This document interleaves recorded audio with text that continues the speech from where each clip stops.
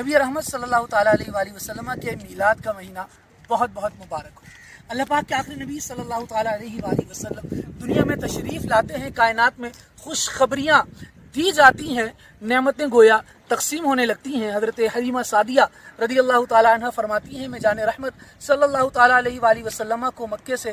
حاصل کرنے کے بعد جب اپنے قبیلہ بنو سعد کی طرف جا رہی تھی، ما مررت علی شجر ولا علی حجر ولا علی مدر الا وهو یقول بشراکی یا حلیمہ، میں جس درخت کے پاس سے، جس ٹیلے کے پاس سے، جن پتھروں کے پاس سے